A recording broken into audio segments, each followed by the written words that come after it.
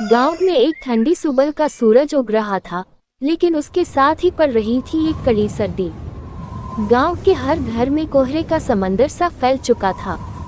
कोई भी घर ठंड से बचने के लिए तैयार नहीं था। यहाँ के लोग अधिकांश किसान और मजदूर थे, जिनके पास ठंड से बचने के लिए साधन नहीं थे। गांव के लोग मेहनत मजदूरी करके अपना जीवन यापन करते थे, और उन पर अचानक आई सर्दी का ये कहर उनके लिए और भी मुश्किल पैदा कर रहा था।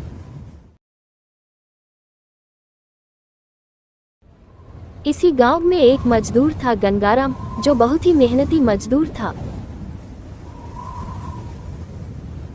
वो लोगों के छोटे मोटे काम करके अपना और अपनी बेटी माला का गुजारा करता था।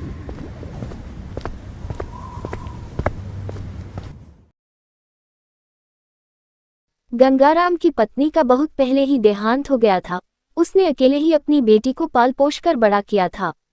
अब माला इतनी बड़ी हो गई थी कि अब वो अपने पिता यानी गंगाराम का ख्याल रखती थी। पिताजी, इतनी ठंड में भी आप इतना काम क्यों करते हैं? आपकी तबीयत खराब हो जाएगी। नहीं बेटा, मैं ठीक हूँ, और अगर मैं काम नहीं करूँगा तो तुम्हारा और अपना पेट कैसे भरूंगा? वैसे ही मैं तेरी सभी जरूरतों को पूरा नहीं कर पाता। पिताजी, ये आप क्या बोल रहे? मुझे कोई कमी नहीं है। माँ के जाने के बाद आपने मुझे कितने नाजों से पाला है, वो मैं ही जानती हूँ। माला, इस बार तो बहुत ठंड पड़ रही है और हमारे पास ठंड से बचने के लिए कंबल भी नहीं है।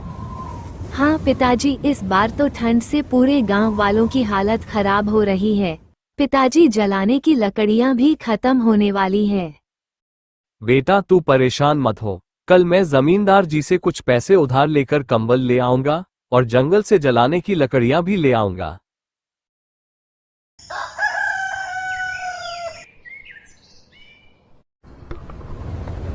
दूसरी सुबह गंगाराम गांव के सेठ के पास जाता है।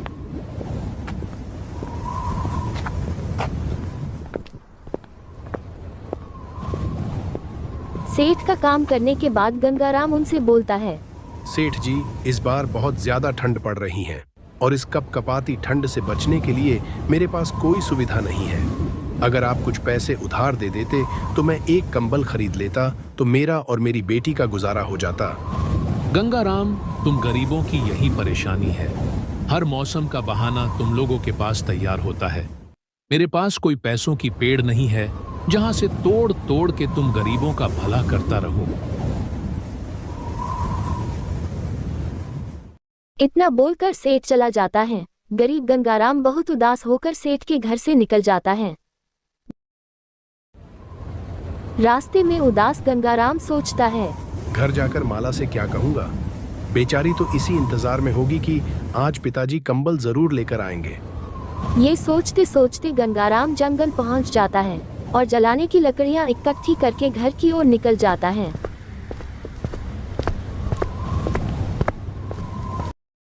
आज ठंड ने तो अपना प्रचंड रूप धारण किए हुए था। गांव बिल्कुल वीराना सा लग रहा था। गांव के जिस चबूतरे पर लोगों की धमाल चौकड़ी लगी रहती थी, इस ठंड ने लोगों को घर में बंद रहने पर मजबूर कर दिया था। घर पहुंचते ही गंगाराम देखता है कि दरवाजे पर ही माला खड़ी हो उसका इंतजार कर रही थी। वो अपनी शर्मिंदगी भरी आंखें उससे नहीं मिला पाता, और माला भी पिताजी की खाली हथेली को देख सब कुछ समझ जाती है। माला तुरंत पिताजी के लिए अंगीठी जलाती है और खाना खिलाती है। पिताजी, इतनी ठंड में आप इतनी देर तक घर से बाहर मत रहा करो, और आप बिल्कुल फिक्र मत करो, मैंने पुराने कपड़ों को जोड़कर एक कंबल बना लिया है। खाना खिलाने के बाद माला पिता को कंबल दिखाती है। कंबल दिखाते हुए माला बहुत खुश थी, और माला की मासूमियत देख गंगाराम के आंखों में आंसू आ जाते हैं।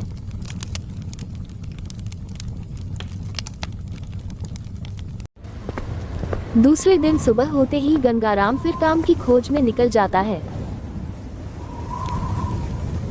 गांव की किराना दुकान पर पहुंचते ही दुकान वाला गंगाराम से बोलता है, आओ गंगाराम, मैं तुम्हारा ही इंतजार कर रहा था। ये 2 बोरी गेहूं गांव के सेठ दीनाराम के घर पहुंचा दो। इस काम के लिए मैं तुम्हें 40 रुपये दूंगा। लेकिन सेठ जी, इस काम के लिए 40 रुपये तो बहुत कम है, और वो भी इतनी ठंड में। सेठ जी, आप कम से कम इसके 50 रुपये तो दे देना। सेठ गंगाराम को 50 रुपए देने के लिए राजी हो जाता है और गंगाराम गेहूं की बोरी अपने सर पर लाद दिनाराम के घर की तरफ निकल जाता है। आज भी हड्डी गला देने वाली ठंड थी। गंगाराम की ठंड से हालत खराब हो रही थी, लेकिन पेट को गर्मी और ठंडी का कोई खबर नहीं होता। इसे भरने के लिए तो पैसे कमाने ही पड़ेंगे। ये सोचते हुए गंगाराम सेठ दिनाराम के घर पहुंचता है।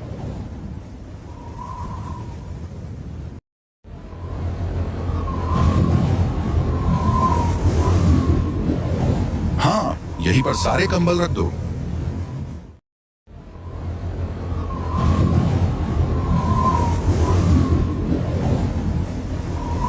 पिताजी, आपने मुझे बुलाया? हाँ बेटा, देख मैंने शहर से तेरे लिए ये मखमली कंबल मंगवाया है बेटा। पिताजी, ये तो बहुत सुंदर है, लेकिन आपने इतने सारे क्यों मंगवाए हैं? मैंने इतने सारे कंबल बाजार में बेचने के लिए मंगवाए हैं। ये सब दूर खड़ा गंगाराम देख रहा था। उसकी नजर सिर्फ कंबल पर थी। वो सोचता है, काश मैं भी अपनी माला के लिए ये मखमली कंबल खरीद पाता। तभी आवाज आती है।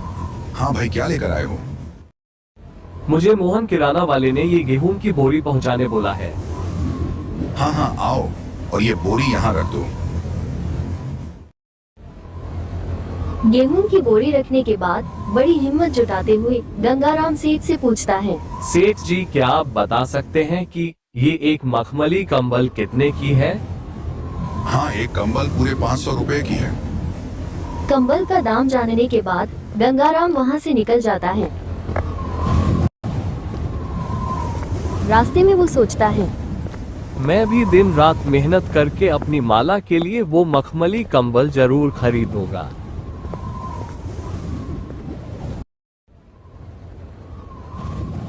अब गंगाराम पैसे जोड़ने के लिए दिन रात मेहनत करता है।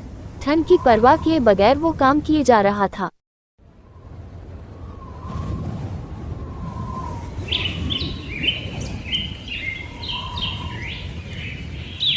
कुछ दिन बाद उसने 450 रुपये जोड़ लिए। इतनी ठंड में इतनी मेहनत के बाद भी अभी तक सिर्फ 450 रुपये ही जोड़ पाया हूँ। मुझे इस बात की भी फिक्र है कि कहीं वो सारे कंबल बिक न जाए। एक काम करता हूँ, इतने पैसे लेकर ही सेठ जी के पास चलता हूँ। गंगाराम अपने पैसे लेकर सेठ के घर पहुँचता है। राम राम सेठ जी। राम राम, बोलो कैसे आना हुआ? दरअसल सेठ जी, 4 दिन पहले मैं आपके यहाँ आया था, तो मैंने आपके मखमली कंबल देखे थे। सेठ जी, क्या वो कंबल अभी भी है? वो सारे कंबल तो बिक गए। ये सुनते ही गंगाराम का दिल टूट जाता है और वो उदास हो जाता है। फिर वो बोलता है, सेठ जी, क्या आप मेरे लिए वो कंबल मंगवा सकते हैं? दरअसल मुझे वो कंबल अपनी बेटी के लिए चाहिए। मैंने आज तक उसकी कोई फरमाइश पूरी नहीं की है और वो मुझसे कुछ मांगती भी नहीं है, लेकिन ये कंबल मैं उसके लिए लेना चाहता था, जिसके लिए मैंने इतनी ठंड में भी दिन रात मेहनत करके पैसे जोड़े हैं। लेकिन गंगाराम, मैं अब वो कंबल नहीं मंगवा सकता, क्योंकि अब वैसे कंबल शहर में भी नहीं मिल रहे। ये सारी बातें सेठ की बेटी सुन रही थी और वो तुरंत अपनी कंबल लेकर आती है और गंगाराम से बोलती है, काका, आप ये कंबल ले लो। लेकिन बेटा, ये तो आपकी है। मैंने देखा था जब सेठ जी ने आपको दिया था। हाँ काका, ये मेरी है, लेकिन कोई बात नहीं, आप ये ले जाओ और पिताजी अगले साल मेरे लिए ऐसी कंबल मंगवा देंगे। सेठ अपनी बेटी की ये अच्छाई देख बहुत खुश होता है और बोलता है, हाँ हाँ बिल्कुल गंगाराम, तुम ये कंबल अपनी बेटी के लिए ले जाओ। मैं अपनी बेटी को अगले साल दिलवा दूंगा। सेठ और उसकी बेटी की दरियादिली देख गंगाराम बहुत खुश होता है और 450 रुपये देते हुए बोलता है, सेठ जी, अभी मेरे पास सिर्फ 450 रुपये है। आप अभी ये ले लो और मैं 2 दिन में बाकी पैसे भी दे दूंगा। सेठ की बेटी बोलती है, काका, ये पैसे भी आप रखो और इससे अपने लिए गर्म कपड़े खरीद लेना। नहीं बेटा, अब आप मुझे शर्मिंदा मत करो, कृपया करके ये पैसे रख लो। काका, इसमें शर्मिंदा की क्या बात है? क्या मैं आपकी बेटी जैसी नहीं हूँ? ये सुनने के बाद गंगाराम कुछ नहीं बोल पाता और उनका शुक्रिया अदा करके कंबल लेकर वहां से खुशी खुशी अपने घर के लिए निकल जाता है। घर पहुंचकर गंगाराम माला को कंबल दिखाता है और सारी बात बताता है। माला कंबल देख बहुत खुश होती है। हमें इस कहानी से ये सीख मिलती है कि अगर भगवान ने हमें इस लायक बनाया है कि हम किसी की मदद कर सकते हैं तो हमें उनकी मदद अवश्य करना चाहिए।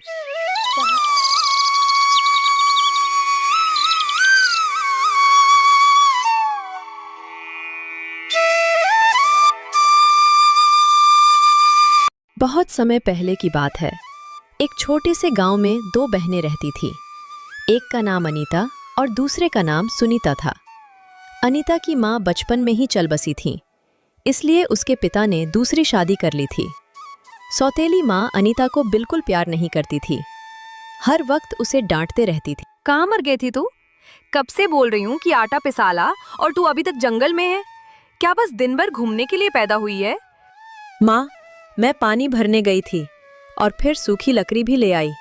मुझे बहाने मत सुना। जब देखो तब रोनी सूरत लेकर खड़ी रहती है। न घर का काम ढंग से करती है, न खेत का। अब जल्दी जाकर गेहूं पिसवा ला।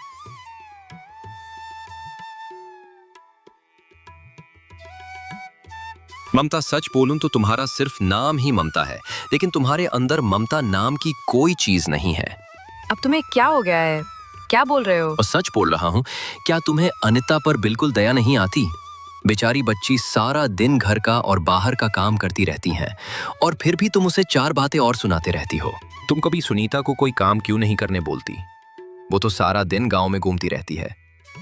कभी उससे भी घर का कुछ काम करवा लिया करो। सुनो, तुम अपना काम करो, मुझे ज्यादा भाषण मत दो। अनीता, तुम क्या कर रही हो?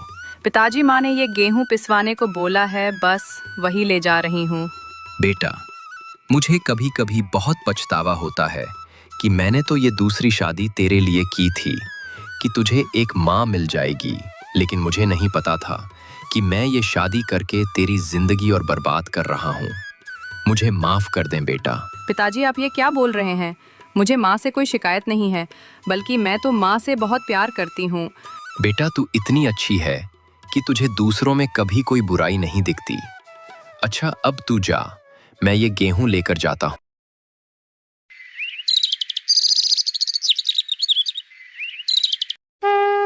सुबह होते ही अनीता सबसे पहले मंदिर जाती और घर वापस आकर घर का सारा काम करती, और दोनों माँ बेटी सारा दिन गांव में घूमती रहती थी।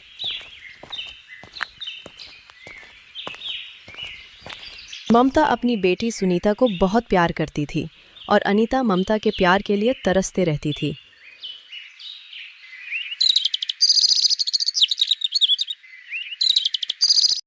कुछ महीनों बाद ममता ने दोनों बेटियों की शादी कर दी।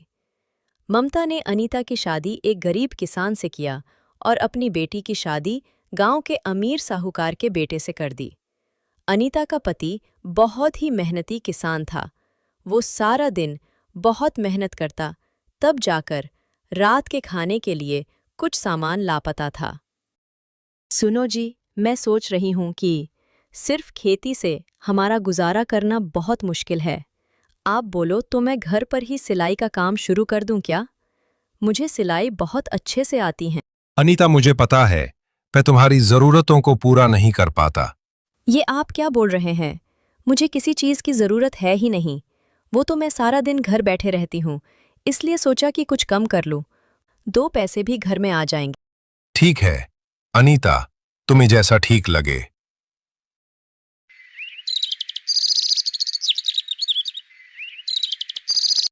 अगले दिन अनीता गांव की औरतों को अपने सिलाई के बारे में बताती हैं। तभी उसकी बहन सुनीता वहां आ जाती हैं और उसका मजाक बनाते हुए बोलती हैं, मैंने सुना है कि तुमने नया काम शुरू किया है। अब तुम लोगों के घर जाकर उनके कपड़े मांगोगी और सिलाई करोगी। चलो अच्छा है, खाने के लिए तुम लोगों के पास कुछ पैसे तो आ जाएंगे। वैसे मेरी ये साड़ी देखो, पूरे 2000 की है। कल ही मेरे पति ने दिलवाया है। वैसे तुम लोगों ने कभी 2000 रुपये देखे हैं? अनीता अपनी बहन की बात चुपचाप सुनती हैं और कुछ नहीं बोलती हैं। दूर खड़ा अनीता का पति सब कुछ देख रहा था। जब अनीता घर पर आई तो उसके पति मोहन ने पूछा, आज जब तुम्हारी बहन हमारी गरीबी का मजाक बना रही थी, तो तुमने कुछ क्यों नहीं बोला? अरे आप बुरा मत मानो, सुनीता थोड़ी नासमझ है। उसकी बातों पर मैं ध्यान नहीं देती। अनीता, तुम किस मिट्टी की बनी हो? क्या तुम्हें कभी उन लोगों की बातों से कोई फर्क नहीं पड़ता? नहीं, मुझे किसी की बातों से कोई फर्क नहीं पड़ता, क्योंकि मैं जानती हूँ कि मैं कभी कोई गलत काम नहीं करती। और रही गरीबी की बात, तो मुझे मेरे भगवान पर पूरा भरोसा है। हमारे भी अच्छे दिन जरूर आएंगे।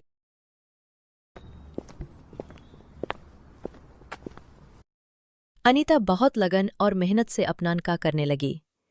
धीरे धीरे उसका काम बहुत बढ़ने लगा और लोगों को भी उसका काम बहुत पसंद आने लगा। अनीता सिलाई का काम अपने हाथों से ही करती थी, लेकिन अब काम ज्यादा होने के कारण उसे एक सिलाई मशीन की जरूरत होने लगी। एक दिन उसने अपने पति से बोला, सुनिए, मुझे अब एक सिलाई मशीन लेनी होगी। आपको तो पता ही है कि मेरे पास अब बहुत ज़्यादा सिलाई के कपड़े आने लगे हैं और हाथों से सिलाई करने में ज़्यादा समय लगता है। मैंने कुछ पैसे तो जोड़ लिए हैं, मशीन के लिए थोड़े बहुत आपके पास हैं, तो लगाकर एक मशीन ले आइए। अनीता, तुम्हें तो पता है कि खेती से मैं कितने पैसे जोड़ पाता हूँ। जो थोड़े बहुत पैसे मेरे पास है भी तो हमारे घर खर्च के लिए है। तुम्हें तो पता है कि खेती में रोज तो आमदनी होती नहीं। आपकी बात सही है, हम सारे पैसे मशीन पर खर्च नहीं कर सकते। मैं एक काम करती हूँ, अपने पिताजी से कुछ पैसे मांग लेती हूँ और उन्हें हम धीरे धीरे चुका देंगे।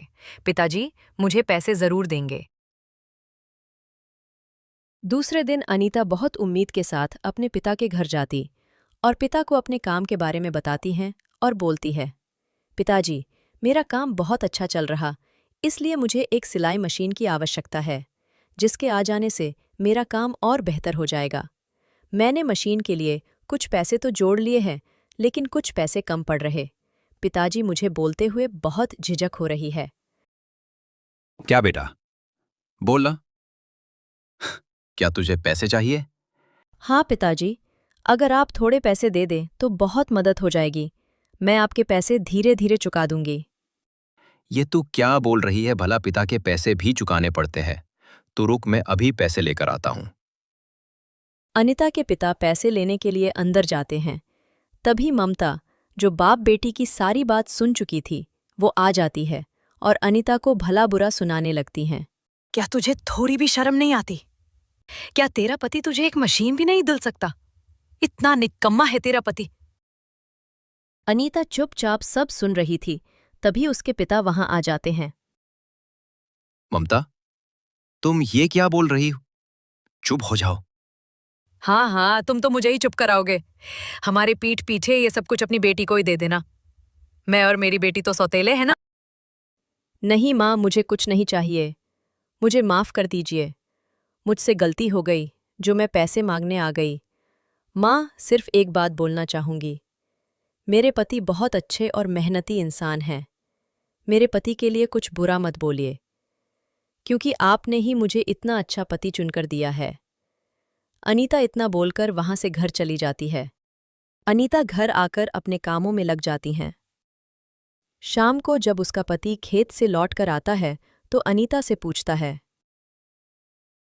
अनीता, क्या तुम पिताजी के घर पैसे मांगने गई थी? अनीता बहुत हिचकते हुए झूठ बोल देती है, नहीं, मैं नहीं गई थी। दरअसल मैंने सोचा कि मैं कुछ दिन और हाथों से ही सिलाई करके बचे हुए पैसे भी जोड़ लूंगी।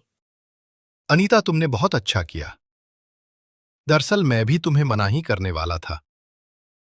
कुछ दिनों के बाद मेरे भी फसल तैयार हो जाएंगे तो उन्हें बेचकर भी कुछ पैसे मिल जाएंगे, तब हम तुम्हारी सिलाई मशीन ले लेंगे। अब दोनों पति पत्नी अपने अपने कामों में जी जान से मेहनत करने लग जाते हैं।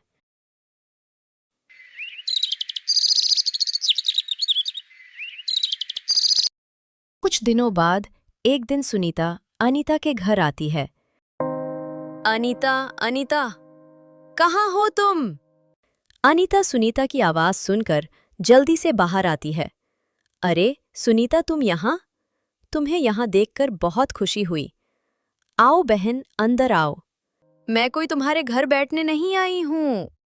दरअसल पिताजी ने मेरे नौकर से खबर भिजवाया है, माँ की तबीयत बहुत खराब है, इसलिए हम दोनों को घर बुलाया है। क्या माँ की तबीयत खराब है? हाँ, और मैं घर ही जा रही हूँ। तुम्हें भी चलना है तो साथ चल। हाँ हाँ, सुनीता, मैं भी तुम्हारे साथ चलती हूँ।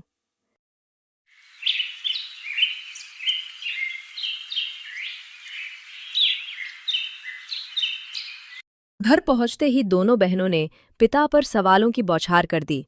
पिताजी, क्या हुआ है माँ को? बताइए पिताजी, क्या हुआ है माँ को? आपने हमें पहले क्यों नहीं बताया? बेटा, डॉक्टर ने बताया कि तुम्हारी माँ की दोनों किडनियां फेल हो गई है। ये आप क्या बोल रहे हैं पिताजी? हाँ बेटा। तो पिताजी, इसका क्या इलाज है? डॉक्टर ने कुछ तो बताया होगा ना? बेटा, उन्होंने बोला है कि हमें जल्द से जल्द उसकी किडनी बदलवानी होगी। मैंने डॉक्टर से बोला कि आप मेरी एक किडनी ले लो, लेकिन उन्होंने मना कर दिया कि मेरी इस उम्र में ऑपरेशन सही नहीं। तो फिर पिताजी अब क्या करेंगे? सुनीता, डॉक्टर ने बोला है कि तुम ममता की अपनी बेटी हो, तो तुम्हारी किडनी उससे मैच करेगी। बेटा, क्या तुम दोगी अपनी माँ को किडनी? पिता की ये बात सुनकर सुनीता गुस्सा हो जाती है। पिताजी, ये आप क्या बोल रहे हैं? भला मैं इसी उम्र में एक किडनी दे दूं? अभी तो मेरी सारी जिंदगी बाकी है। अगर मुझे कुछ हो गया तो... नहीं पिताजी, आप कहीं और पता कीजिए। इतना बोलकर सुनीता घर से चली जाती हैं।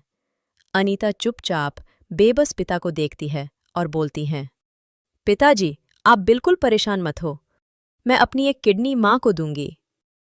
अनीता की ये बात सुनकर उसके पिता उसे सिर्फ देखते रह जाते हैं। पिताजी, आप डॉक्टर से बात करके ऑपरेशन की तैयारी कीजिए। कुछ दिनों के बाद ऑपरेशन हो जाता है। ममता बिल्कुल ठीक हो जाती हैं और जब उसे पता चलता कि उसे अनीता ने अपनी एक किडनी दी है तो उसे बहुत ज़्यादा शर्मिंदगी महसूस होती है और वो अनीता से बोलती है, बेटिया, माफ कर दे मुझे। मैंने तुझे कभी माँ जैसा प्यार नहीं दिया, लेकिन आज तू मेरी बेटी से भी बढ़कर निकली। जब मुझे मेरी खुद की बेटी ने मारता हुआ छोड़ दिया, तब तुमने बिना कुछ सोचे मेरी जान बचा ली। आप तो मेरी माँ ही थी, बस आपने थोड़ा देर से महसूस किया। आज मैं इतना तो जान गई कि जरूरी नहीं कि हमेशा खून के रिश्ते ही अपने हों। अनीता ने अपनी अच्छाई से अपनी माँ का दिल जीत ही लिया। अनीता माँ का प्यार पाकर बहुत खुश होती हैं।